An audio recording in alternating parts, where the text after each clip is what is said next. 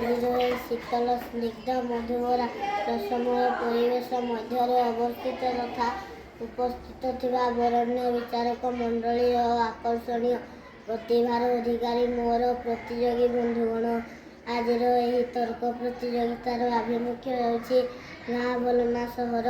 ମୋ ମତରେ ମୋ ଗାଁ ଭୂମି ଭଲ। କେବେ ଖରା କେବେ ଛାଇ, ଜୀବନ ବଞ୍ଚିବାର ଅସଲି ମଜା ଗାଁରେ ଭାଇ। ସହରଠାରୁ ତ ଭଲ ଆମ ଗାଁ, ଯେଉଁଠି ଘରର ନମ୍ବର ନୁହେଁ, ଆମ ବାପା ମା'ଙ୍କ ନାମରେ ଲୋକେ ଆମକୁ ଜାଣନ୍ତି। ଭାରତ ହେଉଛି ଗାଁର ଭୂମି, ଗାଁ ହେଉଛି ଆମ ମା', ସେ ଜନ୍ମଦାତ୍ରୀ ସଦୃଶ।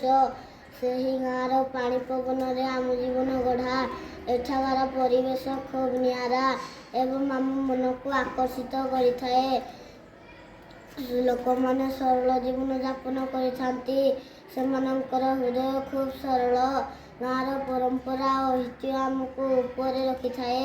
ସକାଳେ ପାହାଡ଼ର ସୂର୍ଯ୍ୟ ଉଦୟ ରୂପ ଏବଂ ସନ୍ଧ୍ୟା ସମୟର ସୂର୍ଯ୍ୟ ଅସ୍ତର ଦୃଶ୍ୟ ଅତି ମନୋରମ। ଗାଁର ଭୂମିରେ ପ୍ରାକୃତିକ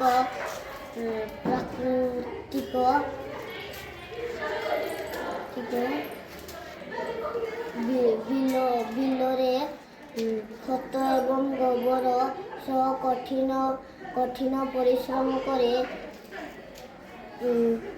ଋତୁ ଅନୁଯାୟୀ ଚାଷ କରିଥାନ୍ତି। 12 ମାସରେ 13 ପର୍ବ ଗାଁର ସମ୍ପର୍କକୁ ଦ୍ୱିଗୁଣିତ କରିଥାଏ। ଗାଁ ହେଉଛି ଅର୍ଥନୀତିର ମେରୁଦଣ୍ଡ।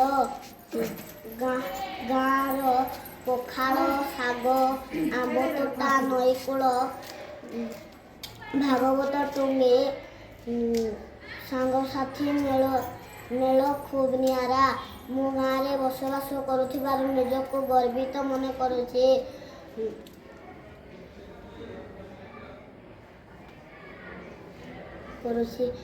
ଜଣେ ଯେତେ ଆଗକୁ ଯାଉନା କାହିଁକି, ଗାଁ ମାଟି ହିଁ ନିଜକୁ ପରିଚୟ ଦେଇଥାଏ।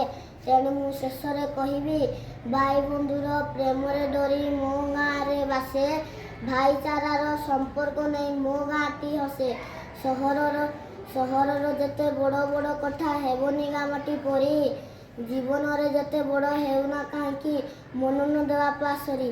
ଏତିକି କହି ମୋ ବକ୍ତବ୍ୟ ଶେଷ କରୁଛି। ଭାରତ ମାତା କି ଜୟ।